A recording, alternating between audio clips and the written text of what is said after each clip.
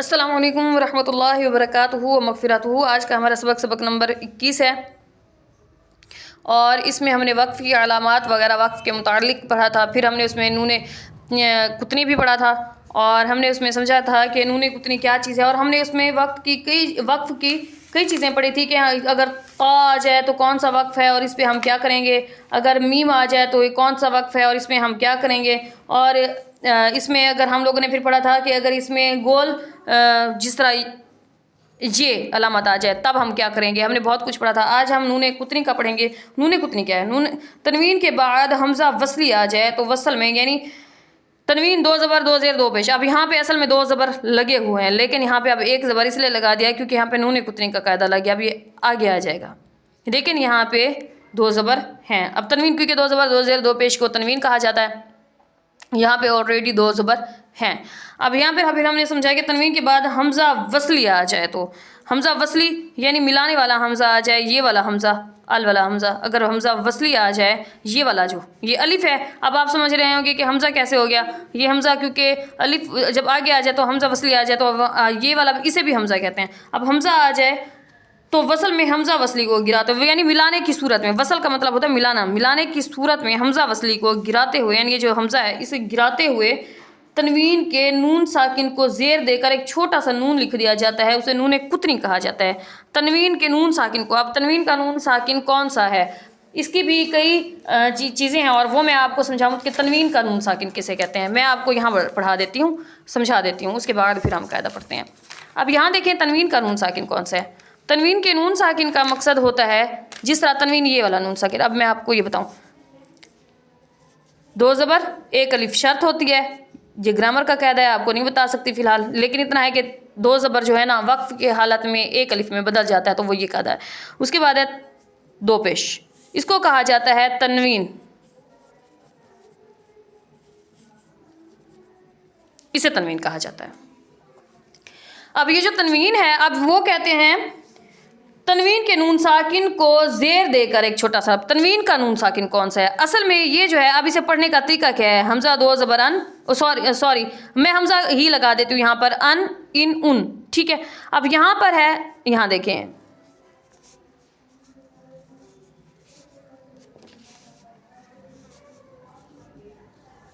यहाँ पे देखें अन जज़म, इन जज़्म, उन जज़्म, ये चीज़। अब यहाँ पे क्या है कि यहाँ पर जो है, अब वो कहते हैं तनवीन के नून साकिन को ज़ेर देकर, तनवीन के नून साकिन को ज़ेर देकर। असल में हम इसे अगर पढ़ते हैं तो हमज़ा दो ज़बर अन, हमज़ा दो ज़ेर इन, हमज़ा दो पेश उन, अन इन उन।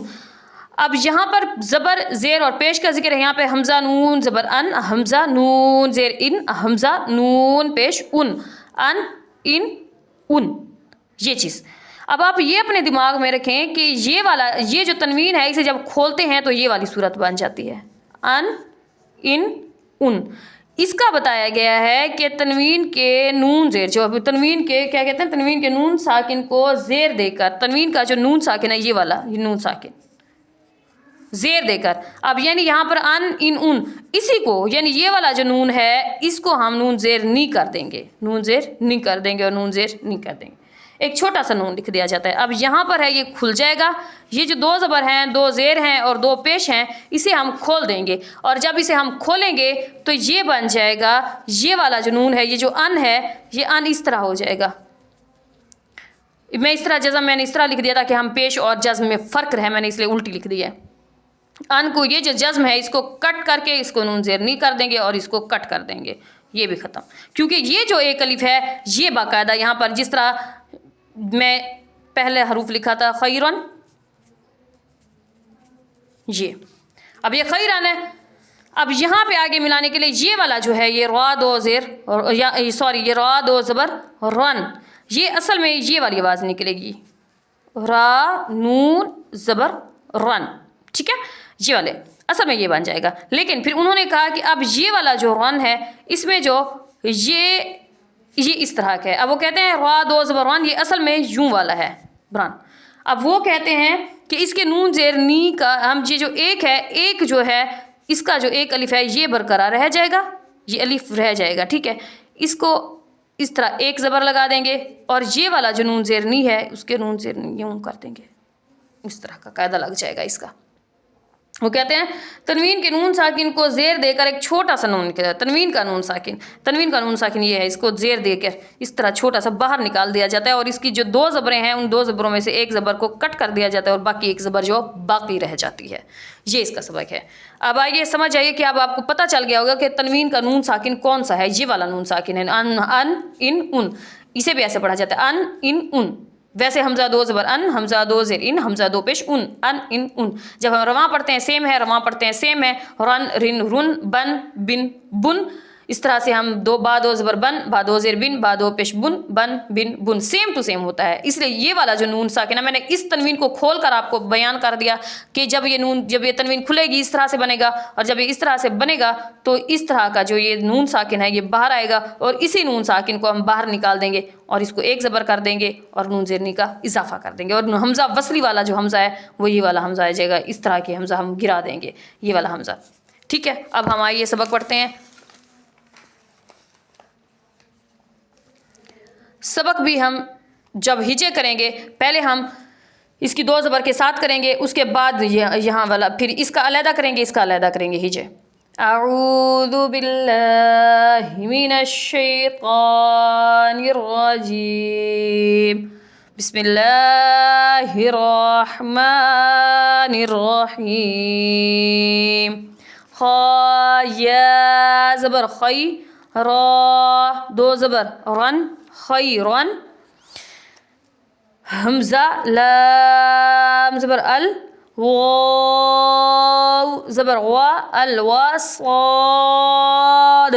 یا زیر صج الوصی، یا زبر یا الوصیہ. تا پیش تو الوصیۃ، خیران الوصیۃ. پھر ہم اس طرح سے پڑھیں گے اس کو.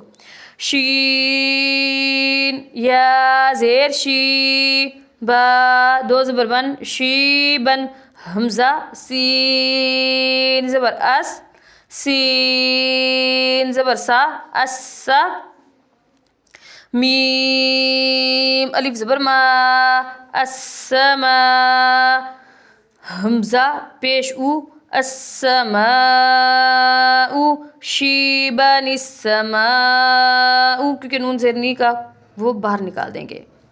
میم پیش مو، نون یا زیر نی منی. با 2 زیر بن منی بن.